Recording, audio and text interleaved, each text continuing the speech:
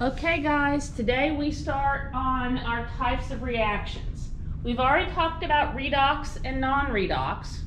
So today we're going to start going through combination, decomposition, single replacement, double replacement. We're going to talk about precipitation reactions. We're going to talk about combustion reactions again. So we're going to start off today with a combination reaction. A combination reaction is when two or more reactants combine to form one product.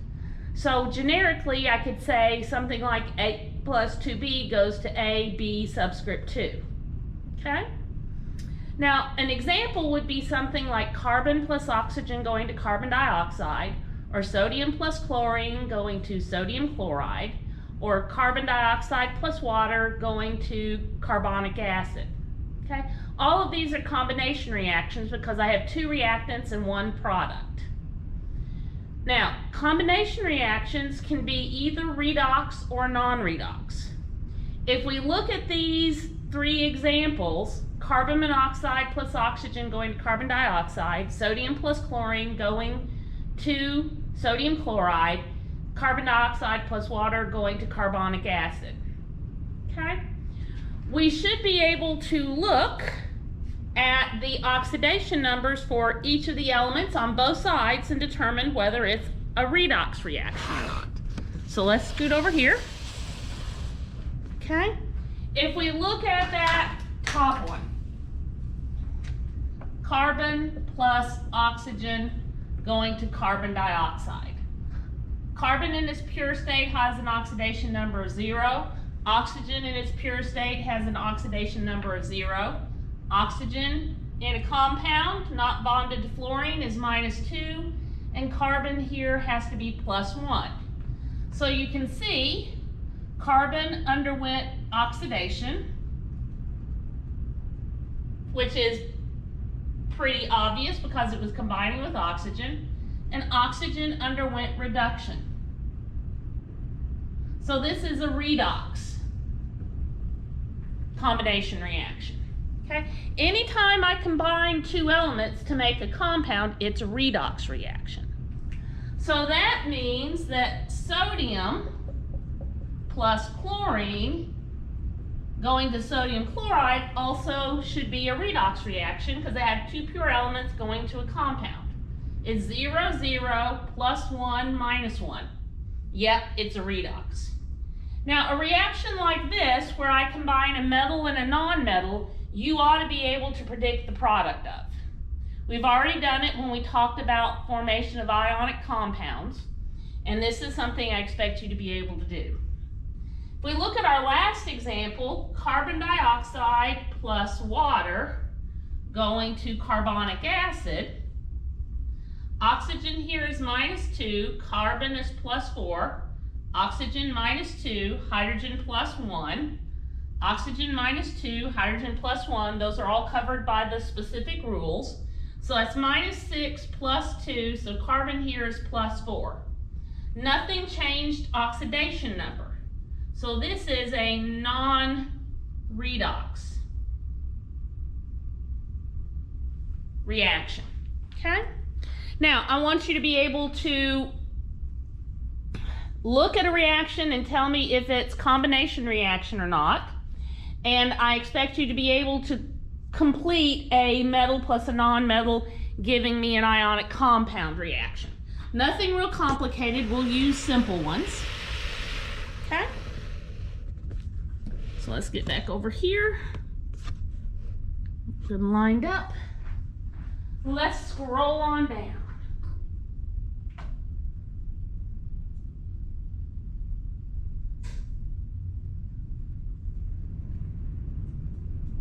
Oh, the other one your book really emphasizes on the combination reactions is when a halogen combines with hydrogen, you always get an acid, and it's always one hydrogen to one halogen. Remember, the halogens are fluorine, chlorine, bromine, and iodine.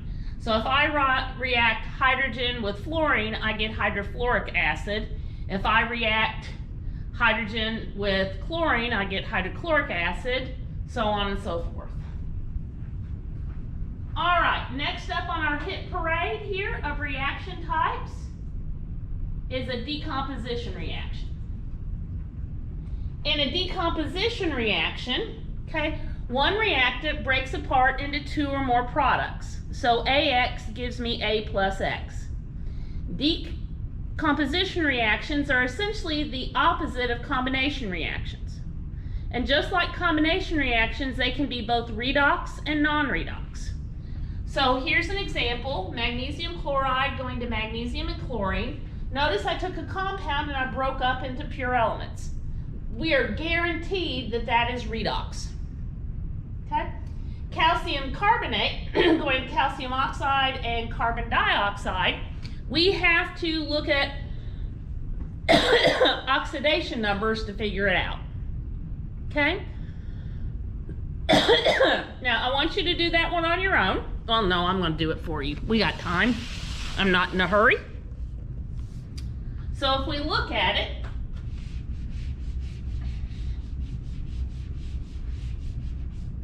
we've got calcium carbonate going to calcium oxide and carbon dioxide. Okay? Calcium is an ion. It has a 2+ charge, so its oxidation number is +2. Oxygen is -2, so I've got -6 +2, so the carbon here has to be +4. Ionic compound, oxygen is -2, calcium is +2. We've already done carbon dioxide multiple times. Oxygen in carbon dioxide is -2. There's 2 of them, that's -4. The carbon is +4. So carbon is +4 on both sides, calcium is +2 on both sides, oxygen is -2 on both sides. This is a non-redox decomposition reaction. All I want you to be able to do with the decomposition reaction is recognize it as a decomposition reaction. Okay?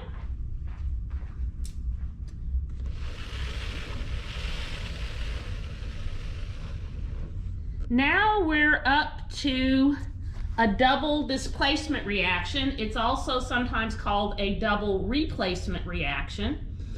But in this type of reaction, two reactants that are compounds swap parts. So AB reacts with BC to give me AD and CB. They swap parts. Okay?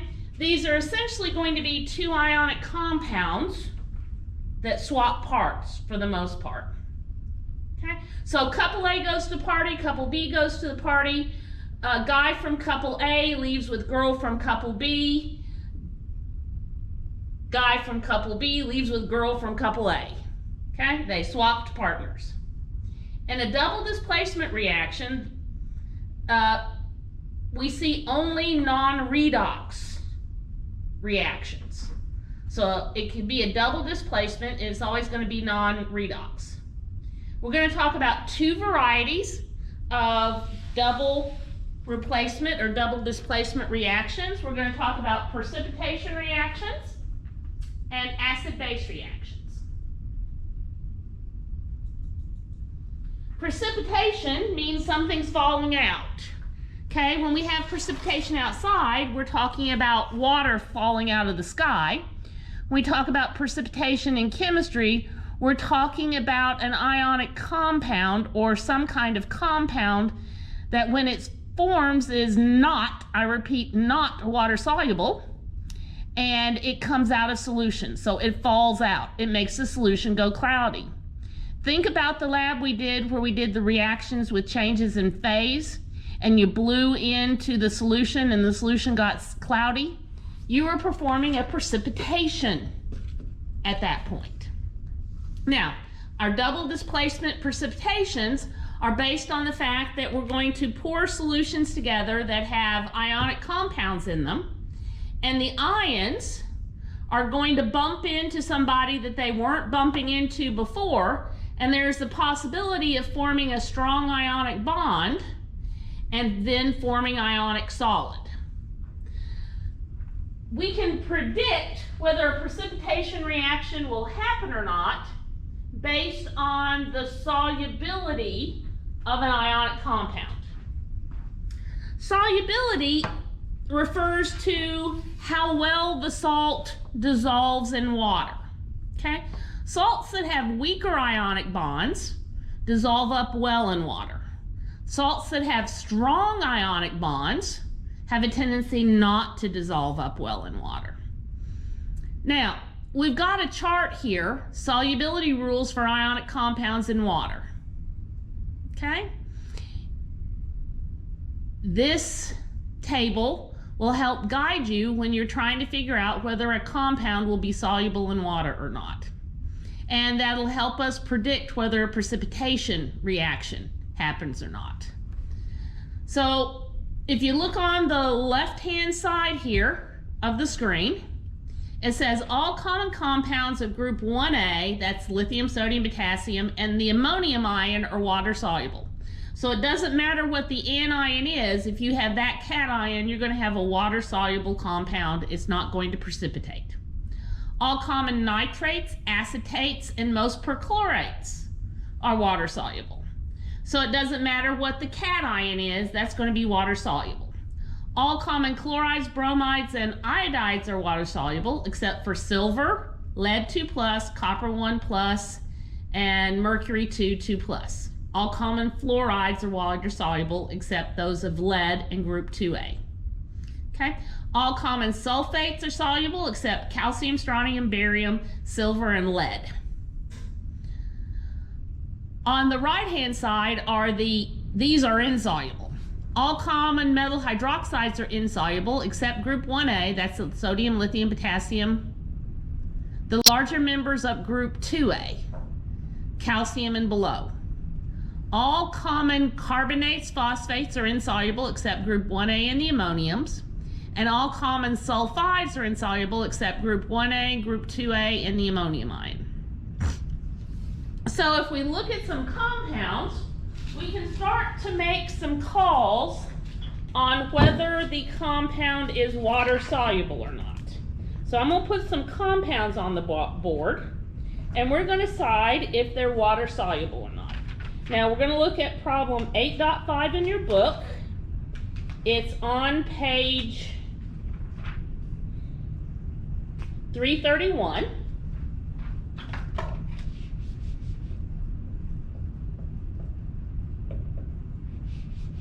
Okay, and what it says is look at the following compounds and decide if they're water soluble or not. So we've got nickel sulfide and magnesium phosphate and lithium carbonate, ammonium chloride. I know, guys, you're looking at that screen, but let's scoot over.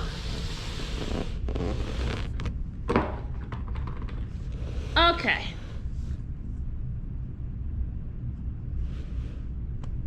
We look at these guys. Nickel's not covered by any of the rules. So I'm going to look for a rule that covers sulfide ion. So nickel 2 sulfide. The third rule on the insoluble ionic compound side says that all common I sulfides are insoluble except group 1A, group 2A, and the ammonium. Nickel is a transition metal. So it's not a group 1A, it's not a group 2A, it's not an ammonium ion. So this is insoluble. So it'll come out of solution. Okay, if I look at magnesium phosphate, magnesium's not covered by any of the rules, so I look for phosphate. Rule 2 on the insoluble side says all common carbonates, phosphates are insoluble except group 1A and the ammonium ion. Magnesium is a group 2A, it's an alkaline earth metal, so this is insoluble. Okay? If I look at lithium carbonate, lithium is covered by the very first rule on the left-hand side about soluble compounds, and all common group 1A compounds are water soluble. So this is soluble. Again, ammonium's covered by that first rule. All common ammonium compounds are water soluble. So of these four, 2 are water insoluble, 2 are water soluble. The water-soluble ones dissolve up in water very well. The water-insoluble ones do not. Now, knowing something about whether a compound is soluble or insoluble is going to help us when we start thinking about mixing solutions together. So what we see here, and this is an image out of your book, is they're mixing a solution of potassium iodide, which is water soluble, with a solution of lead nitrate, which is water soluble. So in the solution here, I have potassium iodide. See, it's a nice clear solution. Down here, before it touches, see, it's a nice clear solution. I have free-floating potassium ions, free-floating iodide ions, free-floating lead ions, free-floating nitrate ions. But when they mix together, they can swap parts. So new combinations that I can make would be potassium nitrate, that cation there with the anion here, and lead iodide, the cation from here with the anion from there. Turns out that lead iodide is water insoluble. So you start to see a cloud form. In this case, it's a yellow cloud. Okay, that compound lead 2 iodide is yellow. Okay, so this is a precipitation reaction. Over here on the right hand side, we took potassium iodide, okay, one of the same solutions, and we poured it into a solution of sodium chloride. Now when we look at the new combinations, sodium iodide, sodium, no matter what it's with, forms a water-soluble compound. Potassium chloride, again, always forms a water-soluble compound. I see no precipitation happen because the combos, the new combos that I could make, are water-soluble. So let's write out equations here. Okay, I'm going to write out the equation for the first one. So they took potassium iodide aqueous and combined it with lead 2 nitrate, which was aqueous. Okay, and if we recombine, we get potassium nitrate, and we get lead iodide. The potassium nitrate is water soluble. The lead iodide is not. It's a solid. It'll precipitate. Sometimes you will see an arrow drawn down. Okay, let me make sure that you can see that. Okay, there's an arrow drawn down. Now, if we look at this, when this is in solution, I actually have potassium 1+ ions that are floating around free, and iodide 1+ ions that are floating around free, and lead 2+ that are floating around free, and nitrate ions that are floating around free.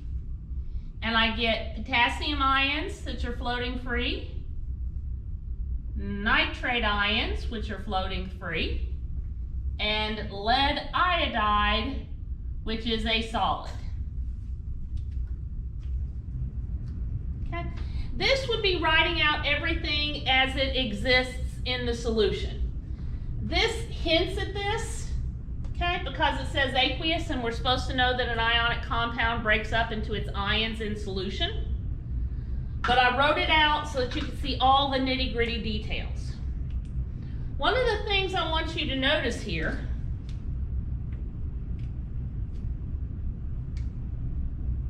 I keep running my negative sign into my 1, is that potassium ions appear on the reactant side and potassium ions appear on the product side. nitrate ions appear on the reactant side, and nitrate ions appear in the product side as being aqueous. This makes these ions what we refer to as spectator ions. Okay? A spectator ion is an ion in solution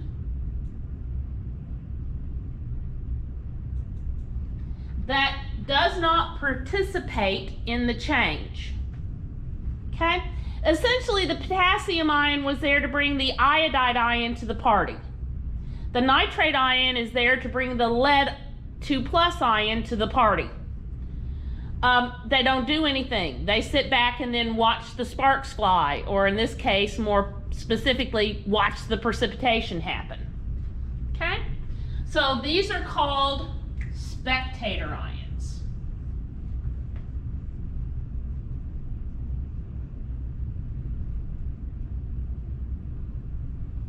Okay? They watch things happen.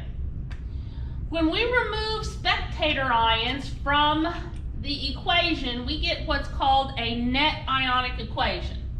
What's really happening is lead 2+ aqueous is reacting with iodide ions aqueous to give me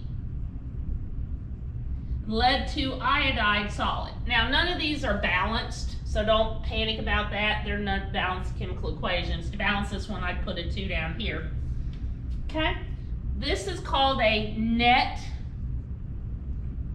ionic equation.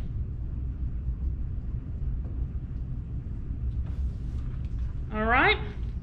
Now, we have a net ionic equation. All it shows is the ions that are involved in the reaction.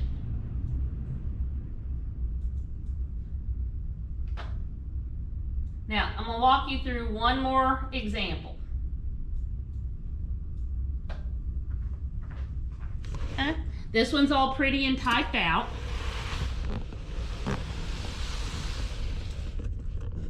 Now, if we look at this guy, we've got silver nitrate aqueous plus sodium chloride aqueous going to silver chloride solid and sodium nitrate aqueous. That's referred to as the molecular equation because it shows all the compounds that I am going to make in solution and pour together. Notice these are aqueous to begin with. If we then split everything out and list it at the ionic compounds that are aqueous as their individual ions, we get the complete ionic equation, which is silver 1+ ion aqueous plus nitrate ion aqueous plus sodium ion aqueous plus chloride ion aqueous goes to silver chloride solid plus sodium ions aqueous and nitrate ions aqueous. Now, highlighted in green is the nitrate ion, which is aqueous on both sides. Highlighted in yellow is the sodium ion, which is aqueous on both sides. So that means that they are spectator ions. Okay? And to write the net ionic equation, we remove them, and we get silver ions plus chloride ions going to silver chloride solid. So any water-soluble salt that contains the silver ion plus any water-soluble salt that contains the chloride ion will react to give me silver chloride solid. Now we're going to do practice problem 8.6. Okay? We could do 8.6, 8.7, but let's do 8.6, just get one under our belt. Now 8.6 is on page 335. Okay, so turn to page 335 in your textbook. Now notice at this point when you're looking at that problem, you're expected to know how to read in chemistry because it's not written out in equation form, it's written out in word form. It says write the equation for the precipitation reactions that occur, if any, when you take a solution of ammonium chloride and you mix it with iron 3 nitrate. So ammonium, 1 plus, chloride is 1 minus, so they're going to combine 1 to 1. Ammonium chloride aqueous is reacting with iron 3 nitrate, FeNO3 taken 3 times aqueous.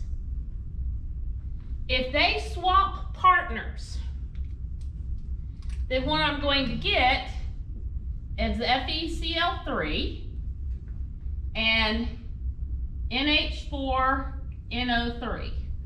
And I need to determine if those are going to be water soluble or not. So I'm going to go back and look at my table. Okay, so if I go back and look at my table,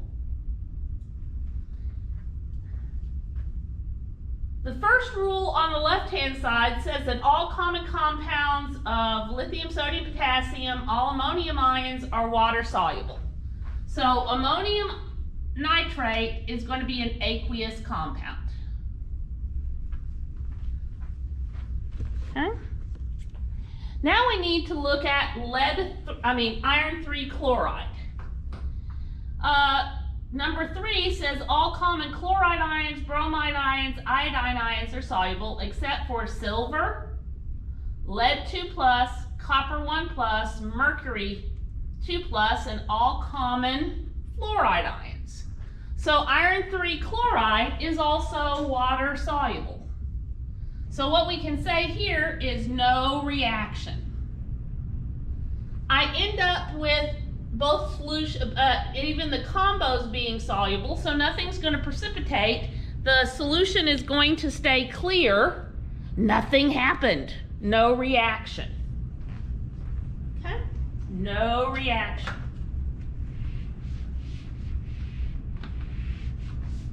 Now, let's look at 8.7. It says we've got a mixture of sodium hydroxide,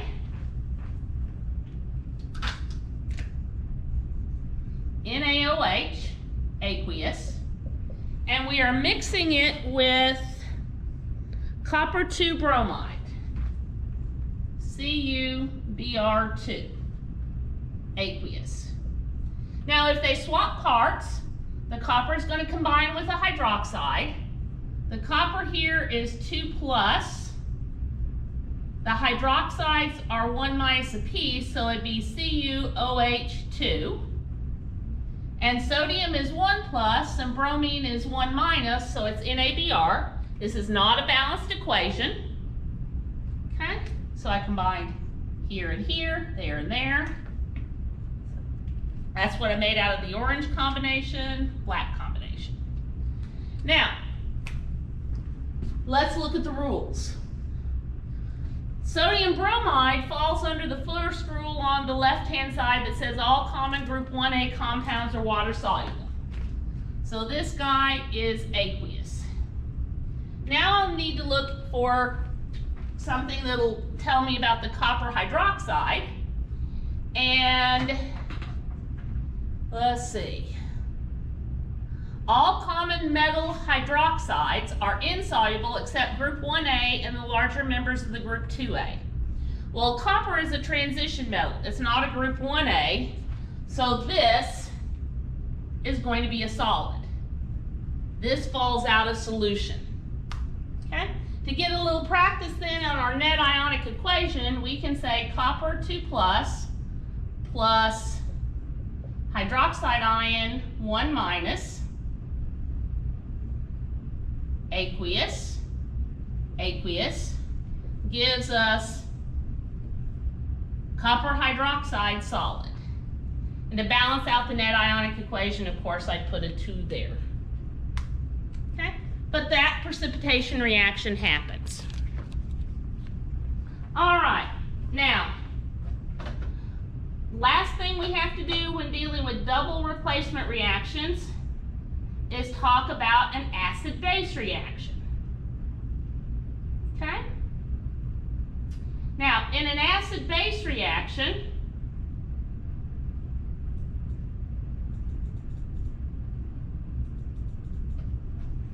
An acid is a covalent compound, and for right now, our base is any hydroxide ion containing salt. Okay? When we recognize an acid, remember we've named them earlier. You recognize an acid because hydrogen's going to be written first in the formula. HCl, HBr, HNO3. Okay, we've already talked about naming them, so I'm just reminding you of the naming here, so don't panic. You've already done it once. For us, bases are going to be hydroxide ion containing salts. Now, there are some things that are bases that are not hydroxide ion containing salts, but we're not worried about those right now. Okay?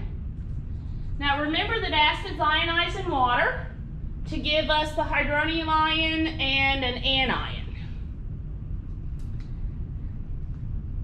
When we think about an acid-base reaction, any acid HA, A stands for anion, is going to react with BOH, B is a cation, to give us BA, aqueous, a salt, and water, a liquid. So let's look at some acid-base reactions, and let's complete them. Okay? So if I have HCl aqueous and NaOH aqueous, I get H2O liquid and NaCl aqueous. Okay? If I have HNO3 aqueous and I react it with KOH aqueous, I get H2O liquid and potassium nitrate aqueous. They swapped parts. You should be able to complete a precipitation reaction, and you should be able to complete an acid-base reaction. On the in-class part of the test, I will give you the solubility table, okay? And on a mastering test, you would be allowed the solubility table. Now, when we think about why these reactions happen, okay? For the ionic precipitation reactions, the reason that the reaction happens is that you form a strong ionic bond.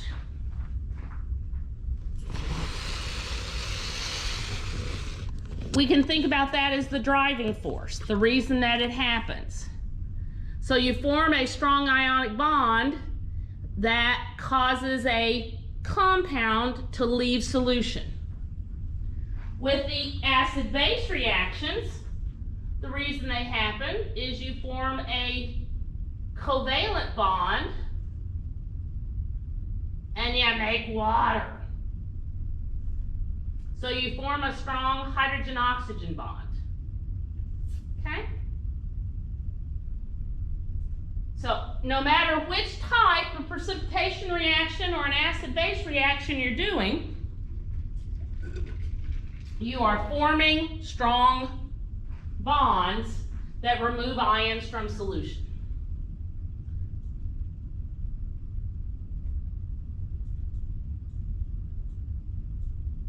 Okay, now your book also talks about carbonates and acid and bicarbonates with acids and sulfides with acids. I'm not going to worry about those. Okay? So let's move on to single replacement reactions. Single replacement reactions are always redox. They are reactions in which an element replaces a like element in a compound.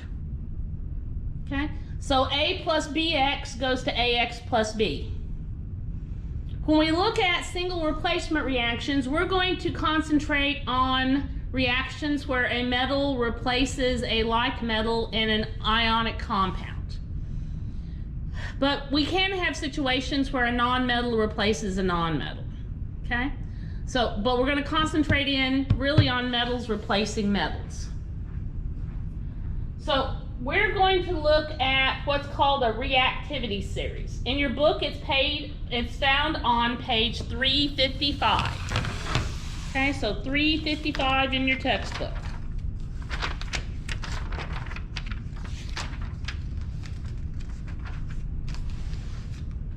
Let me see if I've got it embedded here in the notes.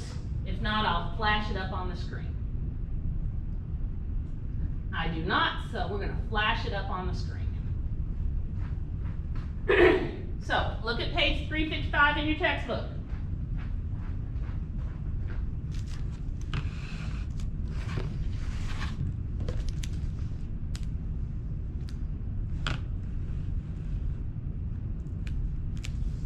Now, I'm going to zoom out a little bit.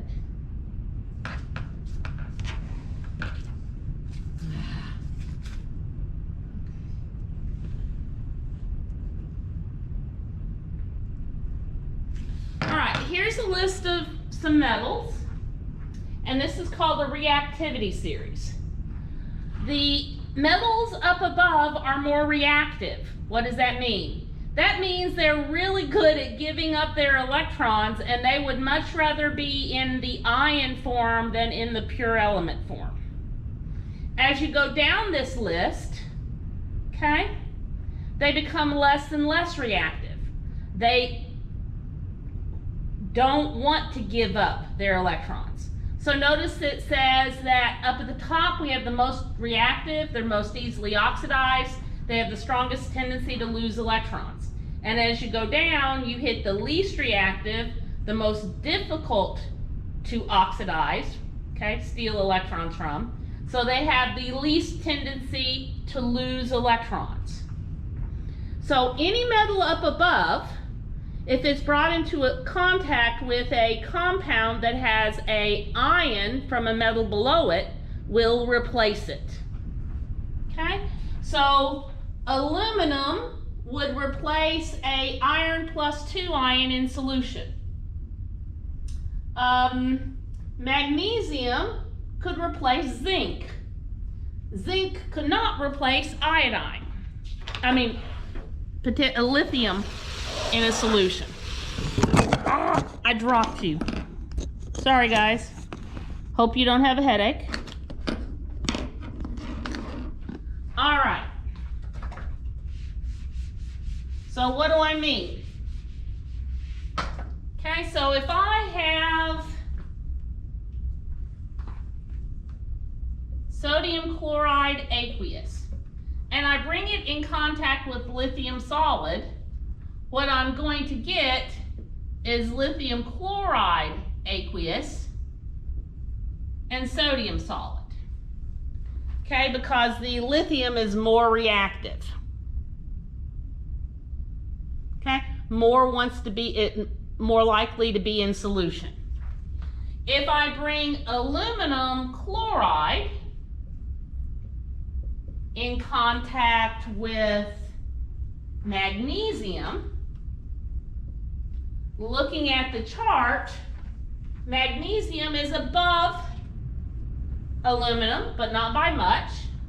So I get magnesium chloride and aluminum. Now it's not balanced. If I took aluminum chloride aqueous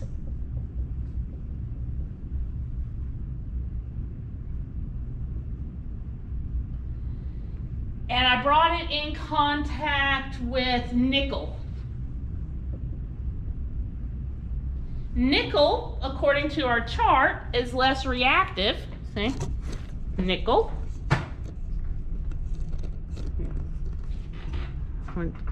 See how nickel is less reactive than aluminum? It's down further on the list. Then no reaction happens. No reaction. Whee! So that's what I expect you to be able to do. Okay? Single replacement reactions like this are always redox. If they happen, it's a redox reaction. Okay? Now, last thing thing to mention is if we're looking at single replacement reactions for nonmetals, we can talk about the halogens. Okay? The fluorine family. Halogens up above can replace halogens below them in the family. So if I have sodium bromide, aqueous, and I were to react it with fluorine gas bubbling through, what I get is sodium fluoride and bromine liquid. Okay? Because fluorine is higher up on the list. But if I took sodium bromide aqueous and I brought it in contact with iodine solid, then I would have no reaction because iodine's further down the list. So I expect you to be able to judge whether a single replacement reaction will happen or not, okay, based on the reactivity table and the position on in the halogen family. And this ends Chapter 8. You're now ready to tackle Chapter 10. Chapter 9 we have already talked about some, and we'll hit it hot and heavy next semester when I do a big long spiel on energy. Okay, move on to Chapter 10.